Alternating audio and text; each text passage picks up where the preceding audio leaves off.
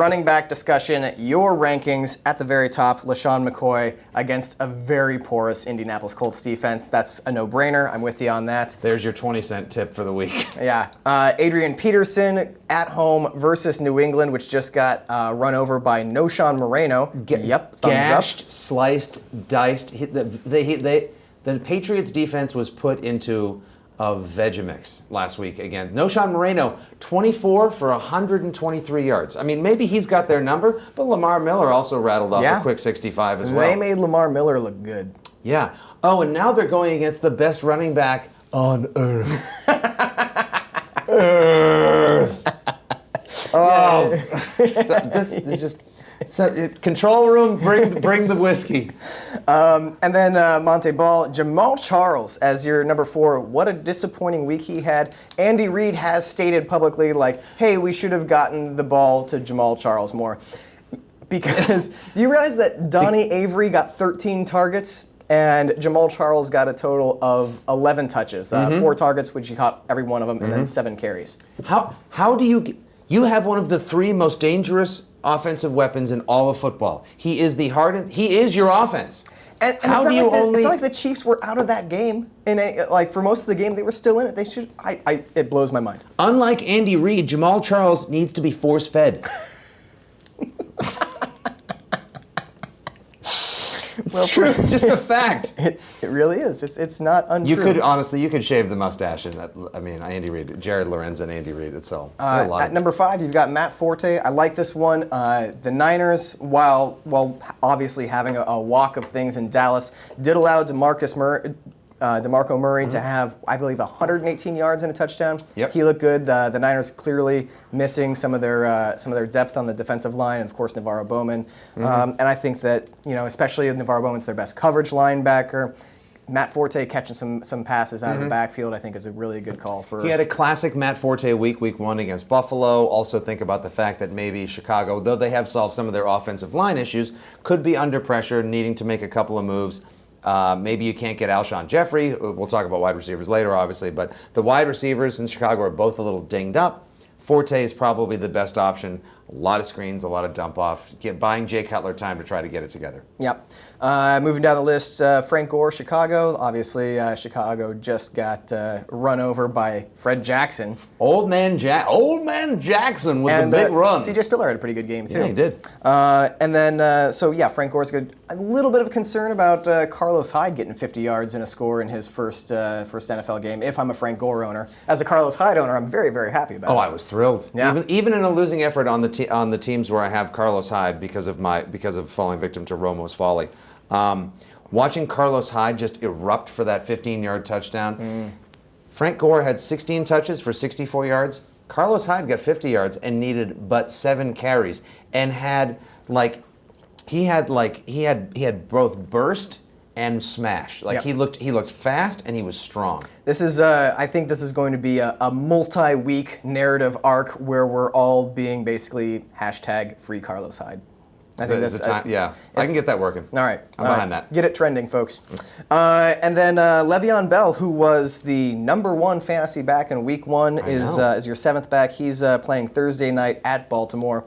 The Ravens did not look so fantastic in run defense last week. Not so much at all. They played the Browns, yes, and a series of. No, they played the Bengals. Actually. I'm so sorry. The Steelers were the ones who were absolutely savaged. Yes, I get my AFC North teams. They're all a Well, you're the one who last week said, and I was the one sitting across from you who didn't disagree with you, that said if there was a chance you could go to a sports bar that only showed 28 teams, you would go there. Yeah, the sports bar could just be called "We Show 28 Teams." Yeah, or minus the AFC North. No AFC North. Yeah. at Hunch and Gut, we only show 28 teams. You guys should come by. It's great.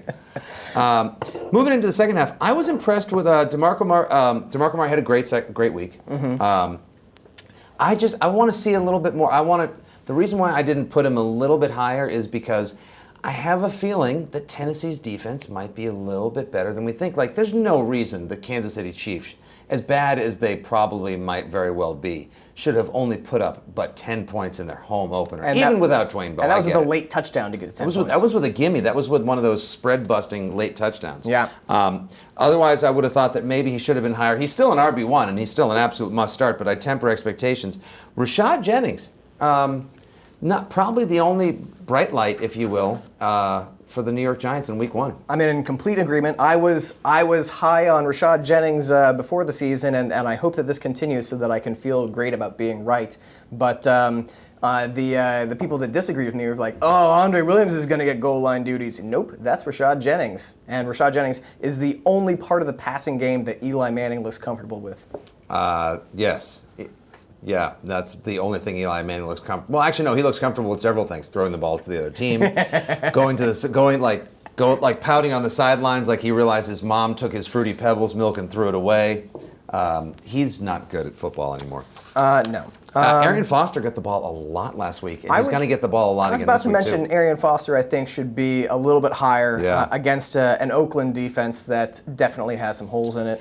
What do you think about, now, how do you feel about... Now, I've got James Starks on there because I'm not sure if Eddie Lacy is going to play. No one really knows. Eddie Lacy has been at the facility, came in for his appointments, seems to have passed the protocol, but we're not sure if he's going to play yet. I know it's still midweek by the time you watch some of this or listen later on. It could be closer to game time. If Eddie Lacy is in, I don't know if I'm throwing him right to the Lions because the Jets have a very good run defense versus a porous pass defense. Do you want to rush him back, or do you think that maybe a guy like Starks, who might be a better pass catcher, is the option for Green Bay? I think that if Lacy plays, you play him. You used a first-round draft pick on Eddie Lacy. This is only week 2. We said kind of stay the course with these stars.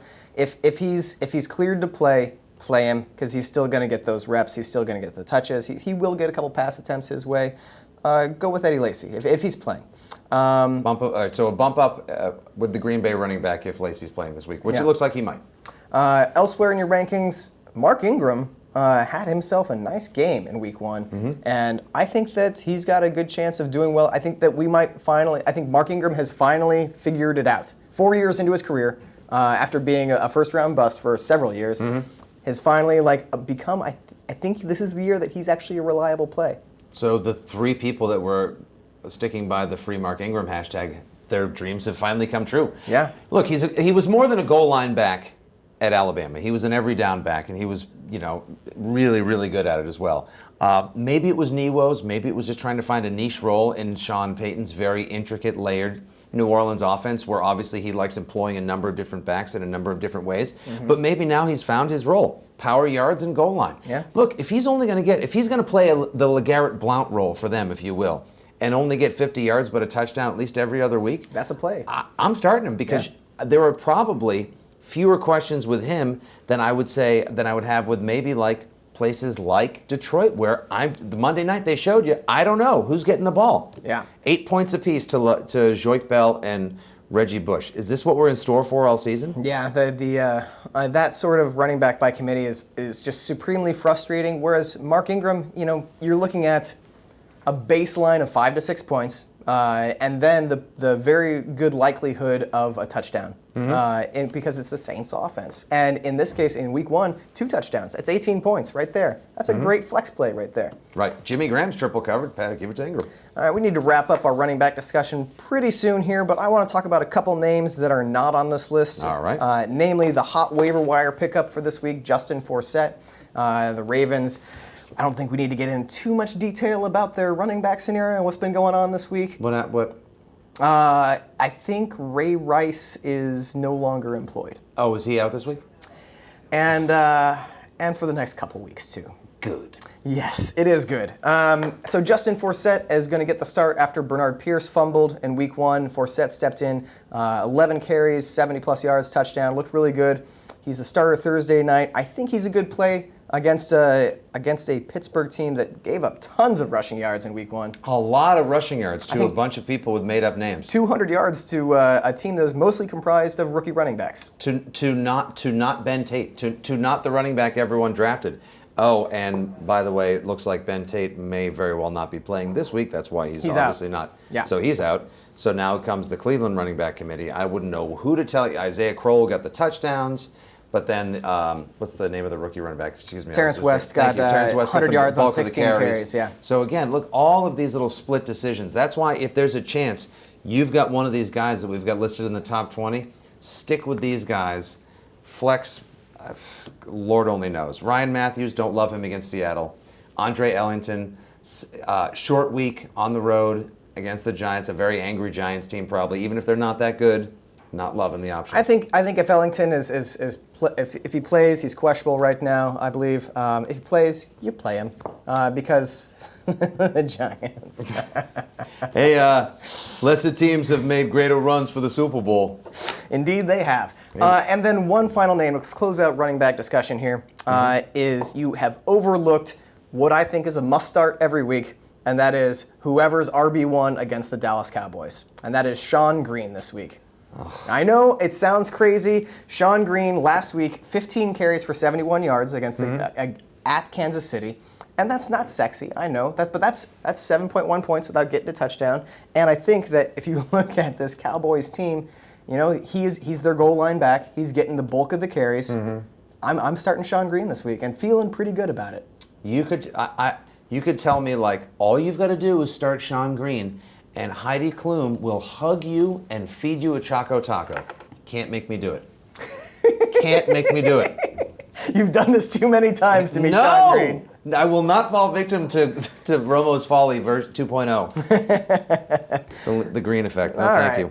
Hey, thanks for watching this SB Nation video. If you liked it, do us a solid and click that thumbs up button. And for more from SB Nation, subscribe to our channel. And while you're at it, how about watching one of these videos over here? Come on, what else are you doing today? Click it. Go.